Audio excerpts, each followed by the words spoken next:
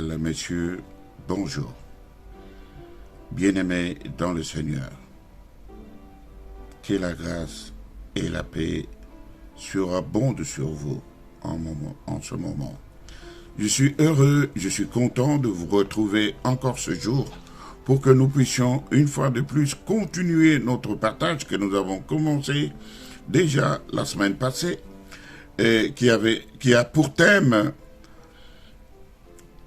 L'Éternel est mon berger, je ne manquerai de rien ». Et aujourd'hui, nous sommes à notre deuxième rencontre pour continuer dans ce partage trop riche, tel que nous l'avons dit précédemment, que ce verset, tout le monde en fait sien, même ceux qui ne connaissent pas Dieu et qui vivent sous la grâce commune de notre Père, qui fait lever le soleil sur le bon et sur les méchants, qui fait pleuvoir pour le bon et pour les méchants, pour toute personne qui suive les lois naturelles, telles que la loi de la sémence et de la moisson. Il n'y a pas seulement que les enfants de Dieu qui arrivent à moissonner. Même si un païen aujourd'hui sème, il va aussi moissonner. Ça, c'est sous la grâce commune de notre Père.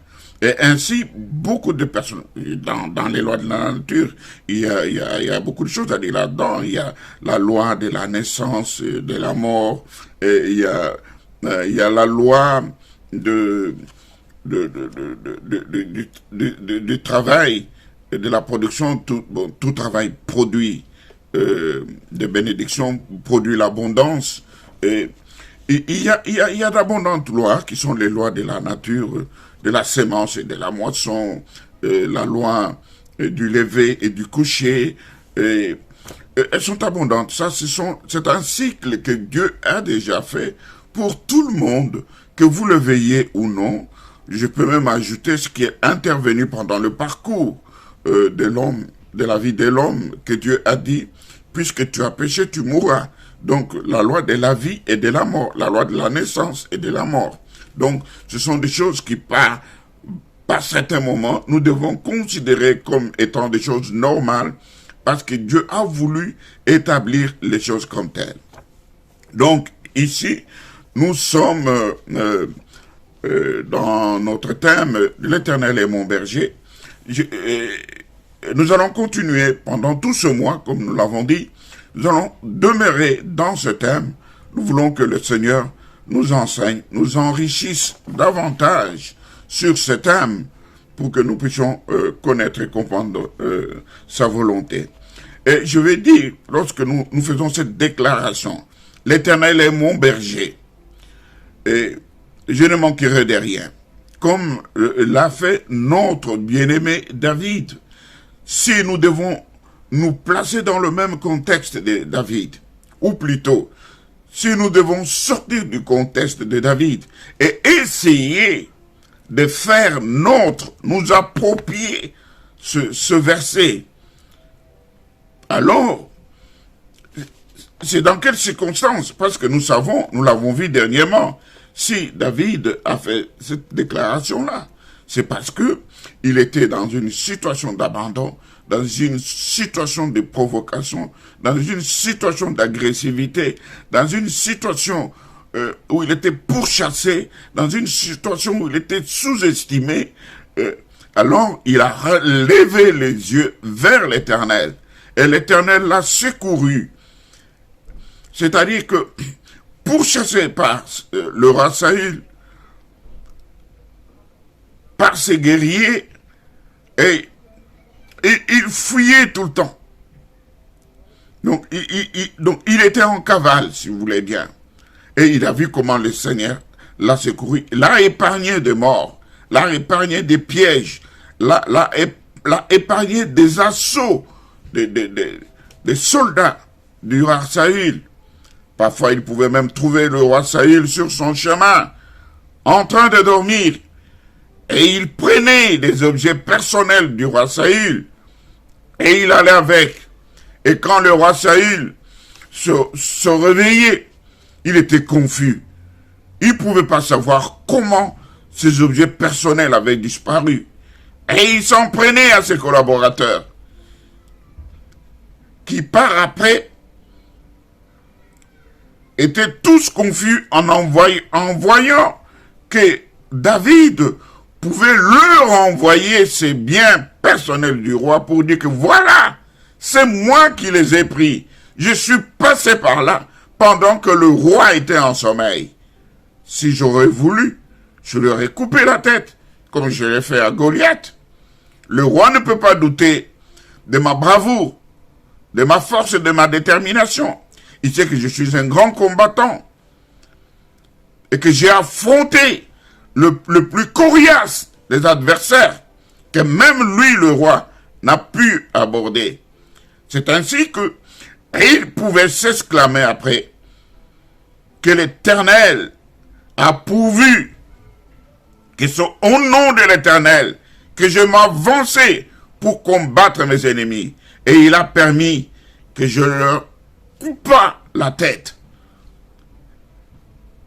Et que je garda cette tête en signe de totem, en signe de symbole, pour que tout le monde voie et sache que celui qui était déclaré comme étant le plus fort des Philistins contre tout l'armée de l'Éternel, l'armée d'Israël, David lui a coupé sa tête. Oh, alléluia. Donc, essayons maintenant de nous placer dans cette circonstance, à la place de David, pour que nous puissions réaliser ce que nous avons traversé, ce que nous avons vécu, ce qui est personnel, et qui peut nous amener dans une circonstance, dans des conditions où nous pouvons aussi faire cette déclaration aujourd'hui que l'Éternel est mon berger, je ne manquerai de rien.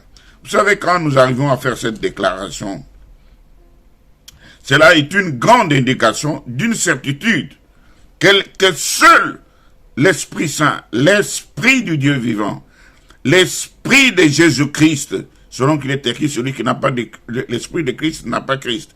C'est cet Esprit-là qui vient et qui nous donne à nous rappeler, à déclarer que le Seigneur Jésus-Christ est mon berger et que je ne manquerai de rien. C'est lui qui le remonte à mes pensées. Et cela, c'est une grande déclaration. Et cette certitude, maintenant que je vous parle, est-ce que vous pouvez me confirmer que vous l'avez? Est-ce que vous pouvez vous approprier ce verset pendant que je vous parle? Que ce verset soit vôtre. En vérité, je peux vous dire, si vous vous tournez vers Jésus-Christ de tout votre cœur, de toute votre âme, et si vous acceptez de le suivre, je vous déclare que ce verset prendra forme, prendra vie en vous. Vous allez le vivre. Donc que personne ne vous trompe, que personne ne vous leurre. Écoutez bien aimé, c'est la vérité que je vous dis. Jésus plutôt, notre Seigneur, il ne peut pas être le berger des animaux.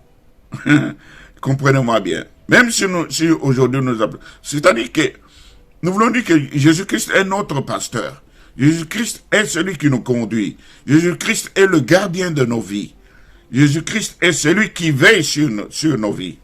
Et il ne peut être notre berger que lorsque, en réalité, nous réalisons que nous, vous et moi, nous sommes ces personnes, ces brebis qui ont été humiliées par la loi du péché, humiliées par notre incapacité de résister au péché, ou des liens de péché, nous ont enchaînés, où on est faible, impuissant de sortir des liens de péché, où nous plairons à cause de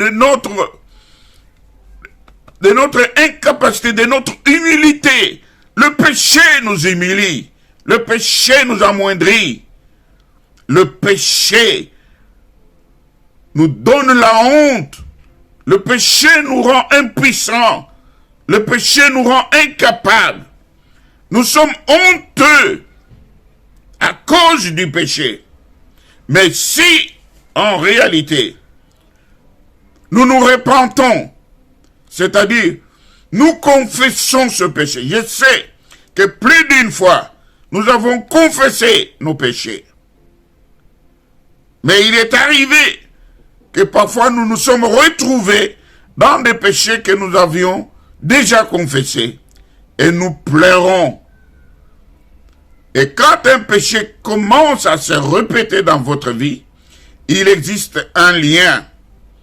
Ce qu'il faut en ce moment-là, c'est de rompre, de couper le lien. Ou plutôt, vous avez des chaînes. Nous pouvons parler des chaînes. Quand c'est une malédiction qui est héréditaire, qui est dans le sang, qui est ancestrale, qu'on a hérité de ses parents et ses arrière-grands-parents. Ça devient des chaînes, ça devient lourd, ça nous enchaîne. Parfois, nous ne pouvons même pas arriver à nous libérer seuls. C'est pourquoi, dans de telles circonstances, on peut se retourner vers les hommes loin, aller confesser vers eux ce genre de péché. Parce qu'ils ont le pouvoir et l'autorité de briser les chaînes et de vous affranchir, de vous rendre libre. Et ils ont le pouvoir de couper le lien pour que vous deveniez réellement libre. Je peux vous dire, à titre d'exemple, Lazare qui était mort.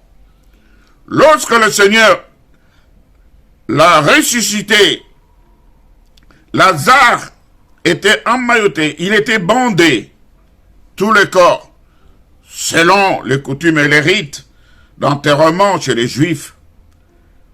Alors le Seigneur il a crié, Lazare, sors! Lazare est sorti du tombeau. Ah, il s'est mis debout par la puissance de l'Éternel, par la puissance déclarative de la parole du Seigneur. Le Seigneur a ordonné et Lazare est revenu à la vie, quel que soit le nombre de jours où il était déjà dans la tombe. 4, disais-je. Et ainsi, et il ne pouvait ni parler, il faisait des gestes. La tête était bandée, la bouche était bandée, emmaillotée, et même les bras. Et il ne pouvait que faire des gestes, on ne pouvait pas l'entendre. Le Seigneur a ordonné, déliez-le. Lazare ne pouvait pas se délier tout seul, bien-aimé. Parce qu'il était bandé. Il avait déjà la vie. Il avait la respiration. Il avait le mouvement. Et l'être tout entier de Lazare était vivant. Mais pour qu'il parle, pour qu'on l'entende, pour qu'il marche, et il fallut qu'on puisse couper les liens. Et le Seigneur a ordonné, lorsqu'on coupa les liens, Lazare marcha, Lazare fit des déclarations. Plus tard, lorsqu'ils arrivèrent à la maison, il y eut fête, Lazare but et mangea, et Lazare vécut le reste du temps que le Seigneur avait permis qu'il soit encore sur terre. Donc, il est bon, bien-aimé, d'écouter le Seigneur, car c'est la vérité. Jésus ne peut pas être le berger des hommes saints. La Bible déclare qu'il n'est pas venu vers ceux qui sont saints, mais il est venu pour les pécheurs, pour ceux qui étaient humiliés. Mais dans la seule condition où nous pouvons déclarer que l'Éternel est notre berger, lorsque nous acceptons de nous repentir, c'est-à-dire de confesser sincèrement nos péchés et de prendre la résolution de les abandonner. La Bible déclare que celui qui confesse ses péchés et qui les abandonne obtient miséricorde. Donc, Et il faut arriver à se détourner de ses propres voies et de suivre la voie du Seigneur. Parce que la Bible déclare qu'il est le chemin, il est la vie et il est la vérité. Cette décision, lorsque nous la prenons, lorsque nous acceptons de suivre le Seigneur en toute assurance, c'est alors qu'il devient, nous pouvons dire, le Seigneur Jésus est mon berger, je ne manquerai de rien.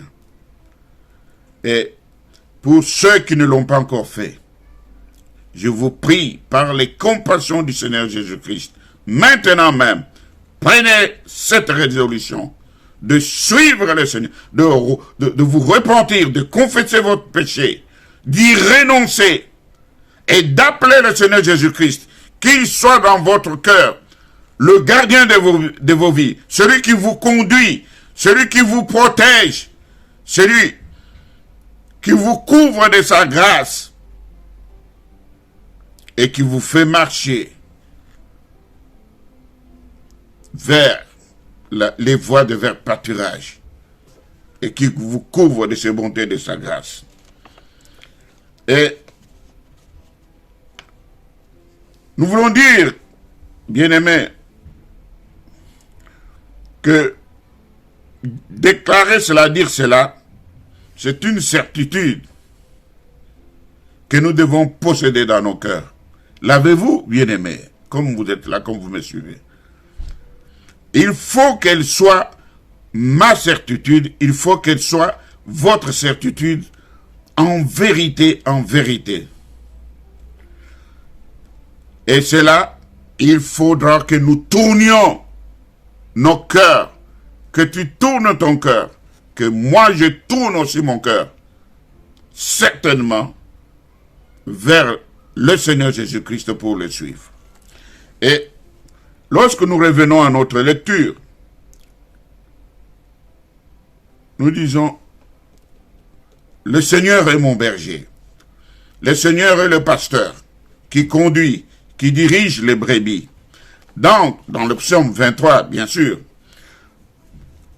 nous pouvons remarquer dans certains versets de ce passage, de ce cantique de notre bien-aimé, parfois, il commence à tutoyer Dieu. C'est-à-dire qu'il personnalise cet entretien, cette complainte, cette déclaration. Et nous le remarquons pour ce qui concerne David, et cela doit être aussi le cas.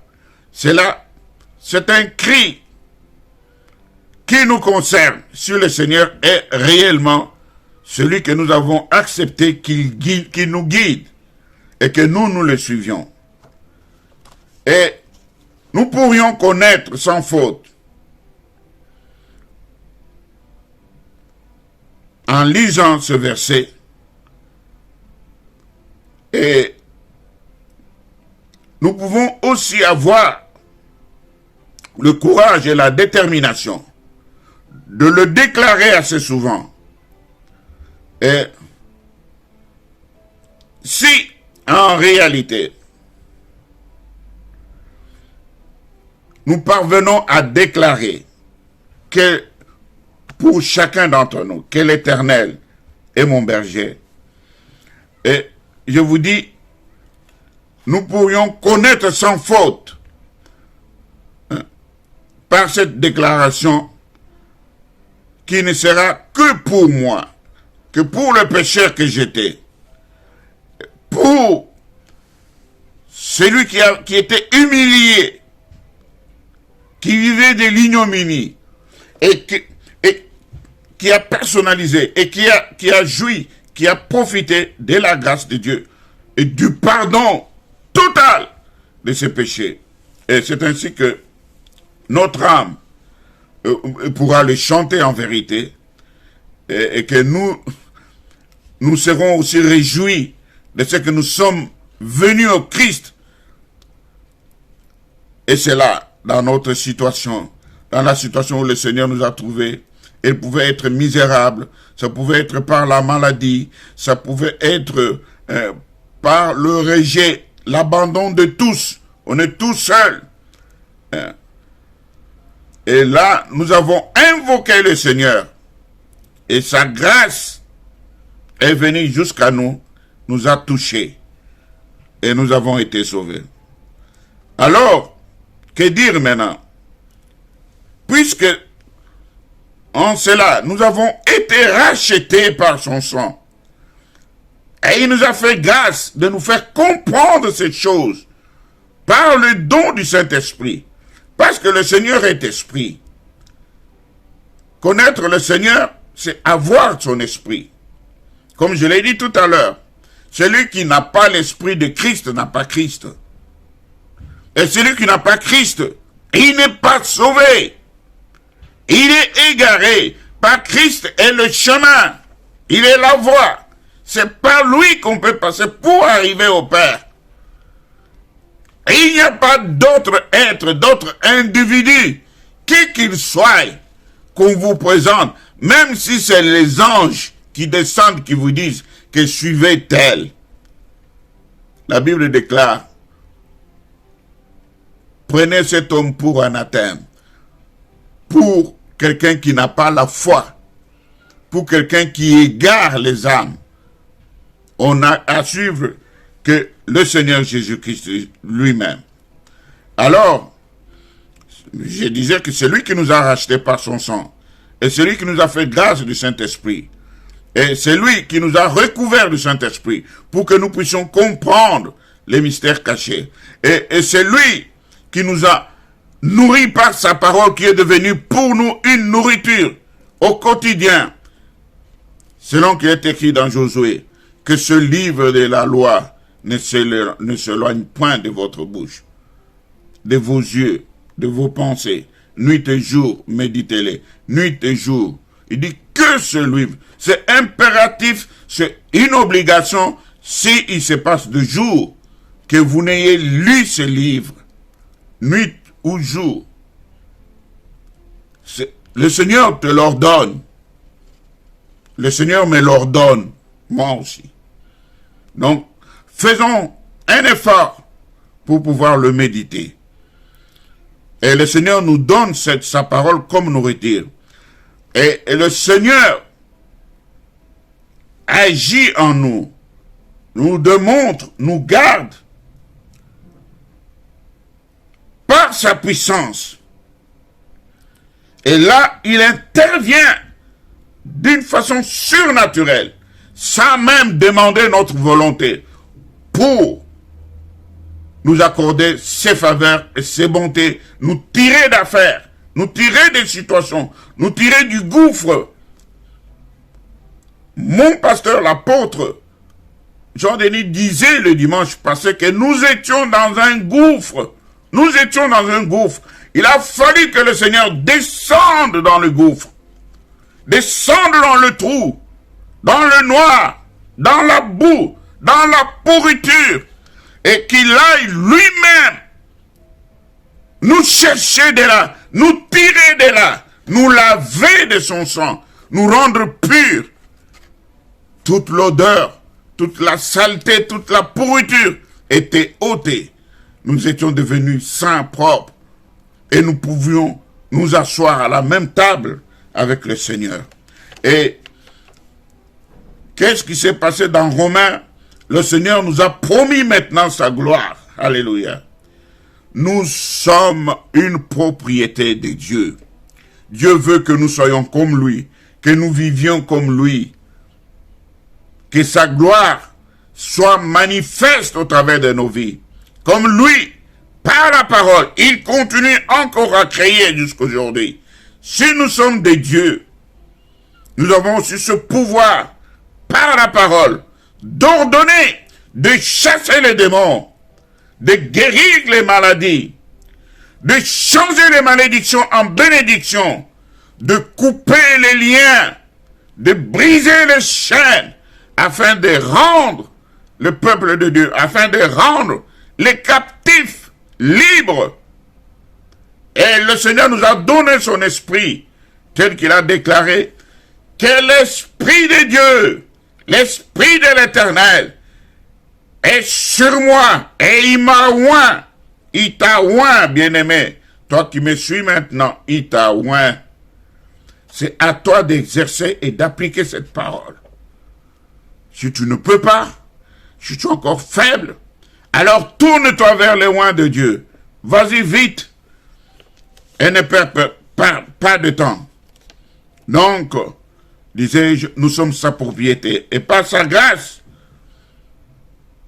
par la grâce de Christ, nous pourrions dire avec bonheur, avec joie, avec assurance, avec certitude, avec fierté même, que l'Éternel est mon berger, que Jésus est mon berger, que Jésus est celui qui prend soin de moi, que Jésus est celui qui veille sur moi, que Jésus est celui qui me conduit et que je ne manquerai de rien. Alléluia. Vous voyez? Arriver maintenant à dire que je ne manquerai de rien.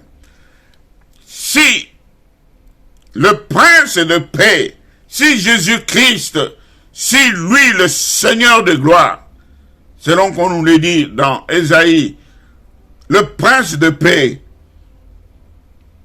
le Père éternel, le conseiller, celui qui par ses maîtres nous guérit, même à l'instant, même aujourd'hui. Si vraiment il n'est pas votre berger, s'il n'est pas celui qui prend soin de vous, s'il n'est pas celui qui vous conduit, alors, je vais vous dire une chose. S'il n'est pas celui qui vous conduit, vous allez ressembler à ces personnes que nous avons vues dans la Bible. Et on a vu dans Matthieu 25, au verset 28, nous avons vu, il y avait des vierges. Il y en avait deux catégories, celles qui étaient sages et celles qui étaient folles. Elles étaient instruites dans la venue de l'époux. Elles étaient déjà toutes fiancées. Elles n'avaient d'époux que le Seigneur qui devait arriver. Et lorsque le Seigneur devait arriver, il devait maintenant trouver son épouse, aller vers elle, la prendre et entrer avec elle dans la salle des noces, dans la salle des fêtes où il devait vivre les noces de mariage, les remariages. Comme aujourd'hui, après le mariage, nous prenons toujours un temps de noces, un mois, une semaine, ça dépend des moyens des uns des autres. C'est merveilleux. Ce temps est même recommandé dans la Bible. On a même vu la Bible ordonner à ce que un soldat, lorsqu'il se marie, qu'on lui laisse son mois de noces, qu'il jouisse de son épouse avant d'aller au combat. On ne va pas envoyer quelqu'un qui s'est marié hier au combat aujourd'hui. Non, on le laisse encore un temps qu'il jouisse du bonheur avec son épouse avant de prendre l'arme et d'aller défendre selon son engagement. Et lorsque c'est... qu'est-ce que la Bible déclare? Les vierges folles, c'est au verset 25. Dire aux sages, donnez-nous de votre huile, car nos lampes s'éteignent. Oh! On avait distribué à chacune des vierges une lampe. On leur avait donné de l'huile qu'elles devaient gérer. Elles ont allumé leur lampe, même dans des circonstances qui ne le méritaient pas. Elles ont épuisé leur huile. Parce qu'elles ont tout attendu. Les autres ont fait bonne gestion de leur huile. Nous savons que l'huile, c'est le Saint-Esprit. Elles ont fait bonne gestion de leur huile. Alors, qu'est-ce qui s'est passé? Lorsque le Seigneur est arrivé, les autres sont partis chercher de l'huile parce que lorsqu'elles ont demandé, comme nous le voyons ici, aux sages qui avaient de l'huile, ils ont dit, mais nous ne savons pas quand le Seigneur viendra. Si nous vous donnons de notre huile, nous risquons de vous ressembler, de n'avoir plus de réserve dans nos lampes, et là, nous serons tous dans le noir, et nous ne verrons pas le Seigneur lorsqu'il paraîtra. Et nous n'oserons sortir de l'huile dans nos lampes. C'est tout à fait personnalisé.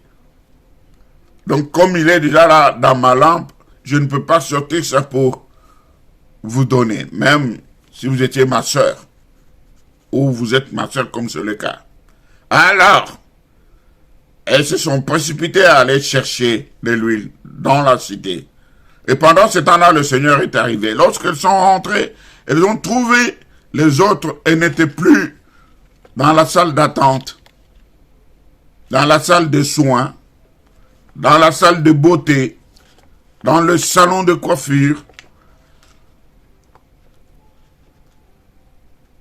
là où, dans la salle d'essayage, là où elles essayaient leurs robes, et où le couturier essayait de mettre les derniers points de fil pour que la robe enroule et épouse bien la forme du corps, pour que l'épouse paraisse bien parée, bien maquillée, et agréable à approcher l'époux. Elles ont trouvé la porte fermée.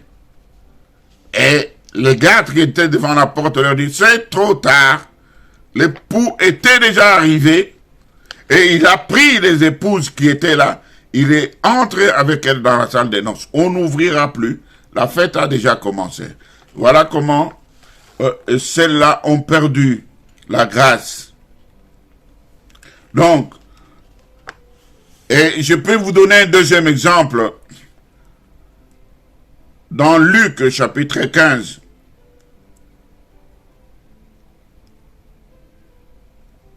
ici, la Bible déclare que lorsqu'il y eut tous dépensé, une grande famine survint dans ce pays et il commença à se trouver dans le besoin. Ici, il est question du fils prodigue. Son père avait tout. Il était riche. Il avait des employés. Il était fort riche. En constatant la richesse de son père, ce fils prodigue, il dit à son papa, « Père, moi j'aimerais que tu me donnes ma part des richesses. » Il n'a même pas travaillé pour ça. Mais il dit, « J'aime que tu me donnes ma part des richesses. » Le papa, plein d'amour pour son fils, il prit une partie de ses biens et donna à son fils qui lui avait dit, « Moi, je préfère aller vivre loin de toi avec la richesse celle que tu me donneras. » Et lorsqu'il est parti dans le pays où il est allé, il avait dilapidé, dépensé, épuisé tout ce qu'on lui avait donné. Il n'a ni produit, ni épargné, mais il avait épuisé tout. Et maintenant, il se retrouvait sans rien. Alors, il se rappela qu'il avait un père qui était fort riche et qui avait des employés. Et il est allé, il a dit à son père, « Je ne suis pas ton fils, je ne me considère même pas comme ton fils. Tu as des employés. Considère-moi comme l'un de ces employés. Que je travaille. » Comme eux aussi travaillent toute la journée, que je mérite un salaire. Si cela n'est pas possible, permets-moi seulement, lorsqu'on nourrit les porcs, que je vienne, que je mange ce qu'on donne aux porcs, parce que j'ai faim. Au moins, si vous me permettez cela, j'aurai un endroit où manger. Manger quoi? Les résidus, ce qu'on réserve aux porcs, aux animaux. Le père plein de grâce et de miséricorde accueillit son fils. Ce que je veux dire, c'est qu'en vérité, le jour viendra où toute brebis, tout enfant de Dieu, qui désire prendre son indépendance de ses parents, de ses origines, de Christ, et de décider qui ne le suivra pas.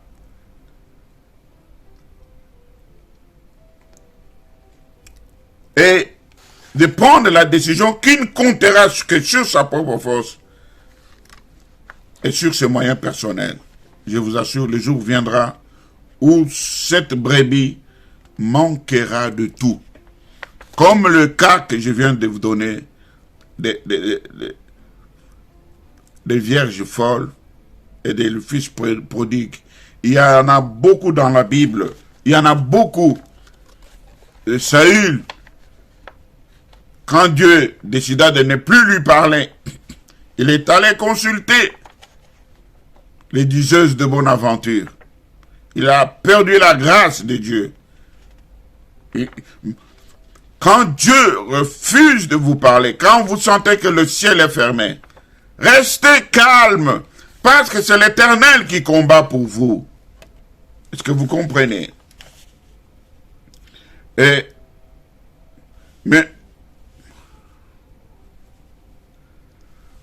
si maintenant nous réalisons ce que nous sommes en train de dire, nous réalisons en vérité que l'Éternel, que Jésus-Christ, que je suis en train de suivre, est réellement mon berger. Je vous assure, bien-aimés, vous ne manquerez de rien. Je ne manquerai de rien. Et nous ne manquerons de rien.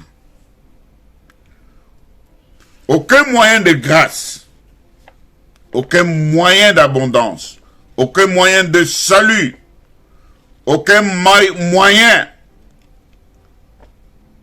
de joie, aucun blocage et aucun lien ne vous manquera, n'arrivera à vous résister, n'arrivera à persister, à ne pas vous quitter. Je vous dis, si réellement Jésus-Christ est le bon berger qui prend soin de vous, parce que vous êtes une brebis de son pâturage, parce que vous êtes celui pour qui il est mort, parce que vous représentez son demeure, parce qu'il doit demeurer en vous, parce que votre acceptation de Christ rétablit les choses comme elles devaient l'être depuis le commencement. Alors, c'est dans ce cas que Jésus peut être réellement le bon berger, parce qu'il prend soin de ses brebis. Parce que ces brebis entendent la voix du maître, la reconnaissent et le suivent. Parce que vous reconnaîtrez la voix du maître. Et la puissance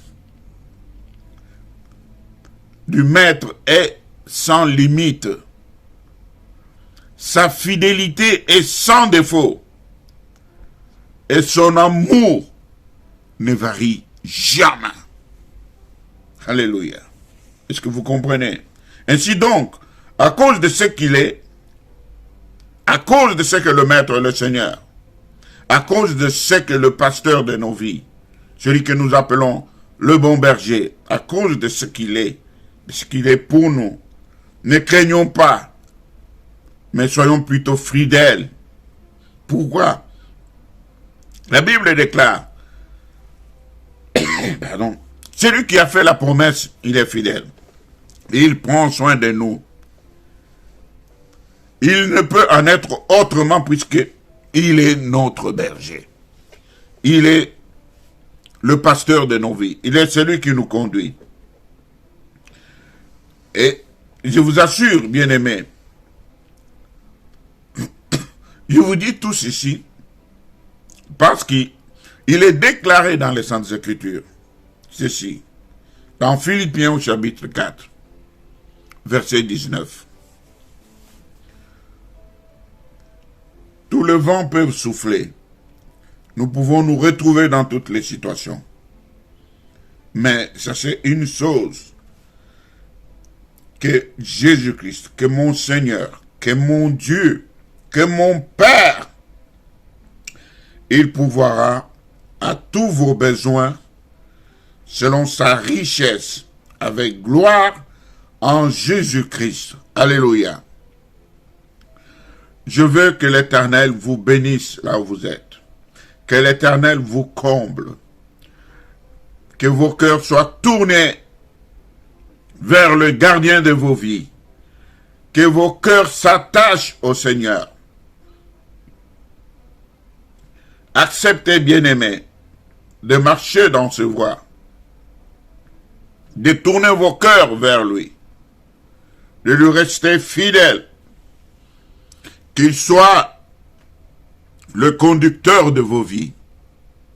Ainsi, vous serez tirés de toute situation. La Bible déclare qu'il est riche, qu'il en a en abondance.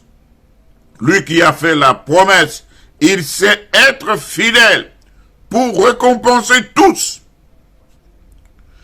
Il ne tient même pas compte de vos heures de service, de votre arrivée dans son champ et du temps que vous avez travaillé pour son œuvre, pour son royaume. Il ne tient même pas compte de ça. Mais il a une récompense pour vous. De la même manière, au même titre que celui qui était là dès la première heure. Réjouissez-vous de cette grâce, de cette récompense qui nous est réservée en acceptant de suivre le bon berger. Et nous pouvons être fiers de déclarer ce soir encore que l'Éternel est mon berger. Je ne manquerai de rien. Retrouvons-nous jeudi prochain à la même heure pour être dans la suite de ce que le Seigneur veut nous enseigner au travers de ce verset. L'Éternel est mon berger, je ne manquerai de rien. Soyez abondamment bénis, faites de cette parole votre propre parole, votre déclaration prophétique, et qu'elle prenne forme et qu'elle prenne vie en vous. Au nom de Jésus-Christ de Nazareth. Amen. Amen. Soyez bénis. Alléluia.